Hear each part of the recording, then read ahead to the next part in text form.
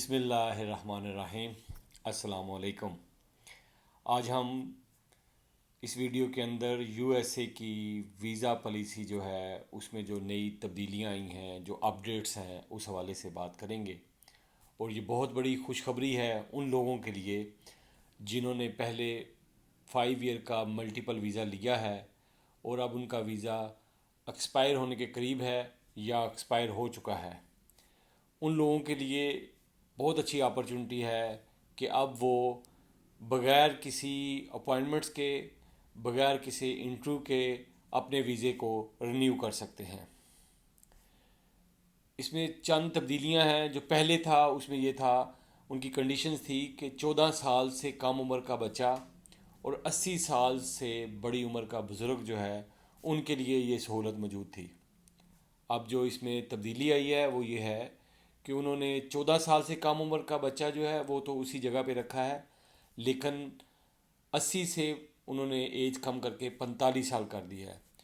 तो 45 ईयर्स के जो लोग हैं उससे ऊपर जितने भी अफराद हैं, अगर उनका वीज़ा लगा हुआ है 5 साल, एक्सपायर हो रहा है या एक्सपायर हो चुका हुआ है, तो अब वो दोबारा लगवाना चाह रहे हैं, तो उसके लिए ये बहुत अच्छी खुशखबरी है। इसमें जो तब्दीलियां हैं वो ये हैं, जो रिक्वायरमेंट्स हैं उसको हम यहाँ पे डिस्कस करते हैं। उसकी पहली रिक्वायरमेंट तो ये होगी कि उनका 5 साल मल्टीपल वीज़ा लगा हो। वो वीज़ा अगर एक्सपायर हो चुका है तो वो 48 मंथ के अंदर अंदर जो है इसको अपने वीज़े को रिन्यू कर सकते हैं। 48 मंथ से मुराद 4 साल। अगर आपके वीज़े को एक्सपायर हुए 4 साल से कम अरसा हो गया है तो आप इस सर्विस को इस्तेमाल कर सकते हैं। इसमें जो उन्होंने कंडीशंस रखी हैं वो ये है कि आप सेम कैटेगरी में वीज़ा अप्लाई करेंगे। फॉर एग्ज़ाम्पल यानी कि आप B1 B2 वीज़ा की कैटेगरी है आपकी, तो उसी कैटेगरी में वीज़ा अप्लाई करेंगे। दूसरी कंडीशन है उसी एम्बेसी में या कौंसलेट में वीज़ा अप्लाई करेंगे जहां से आपका पहला वीज़ा लगा है। तीसरी कंडीशन के अंदर आपने इस चीज़ का ख्याल रखना है कि आपका नाम, आपका डेट ऑफ बर्थ, आपकी नेशनलिटी, आपका प्लेस ऑफ बर्थ, इनमें किसी में कोई तब्दीली ना हुई हो। जो आपने पहले एप्लीकेशन दी थी जिस पर आपका वीज़ा लगा था उसमें और अभी जो रिसेंटली देंगे इसमें तब्दीली ना हो। फोर्थ, आपने जो इस चीज़ का ख्याल रखना है या चौथी कंडीशन है वो ये है कि आपका वीज़ा रिफ्यूज़ ना हुआ हो। जब आपका पहला वीज़ा एक्सपायर हुआ उस दौरान से लेके अब तक आपका वीज़ा रिफ्यूज़ ना हुआ हो। ये 4 कंडीशंस हैं मेन। आप अगर इन 4 कंडीशन को पूरा करते हैं तो आप इस सर्विस को इस्तेमाल कर सकते हैं।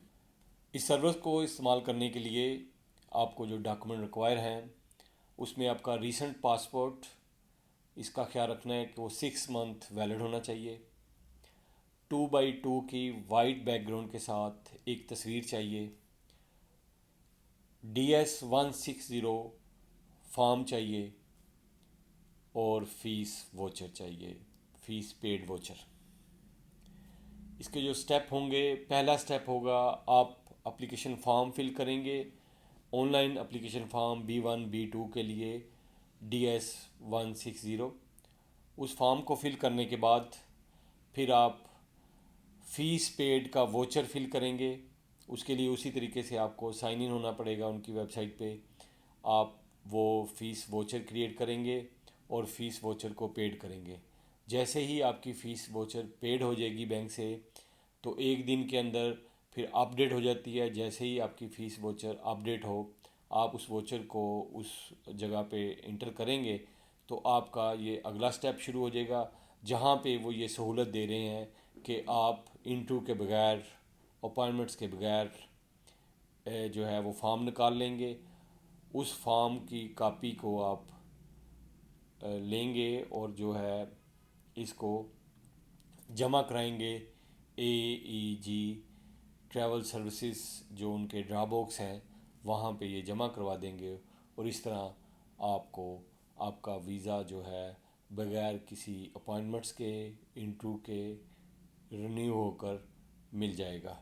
इसमें एक चीज़ जो है वो मैं यहाँ पे वाज़िया करना चाह रहा हूँ। USA इमिग्रेशन वालों ने, एम्बेसी ने ये मेंशन किया हुआ है कि आप इस सर्विस को इस्तेमाल कर सकते हैं, लेकिन इसकी वो श्योरिटी नहीं देते कि वो अगर चाहें तो आपको इंटरव्यू के लिए कॉल कर सकते हैं। वो अगर चाहें तो आपका वीज़ा रिफ्यूज़ कर सकते हैं।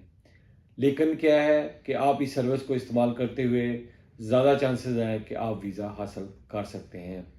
इसके लिए फ़र्दर जो भी इंफॉर्मेशन चाहिए वो आप हमारी गरनाता फ्यूचर कंसल्टेंट की वेबसाइट से या हम यहाँ पे हमें सवालात करके आप हमसे इंफॉर्मेशन हासिल कर सकते हैं।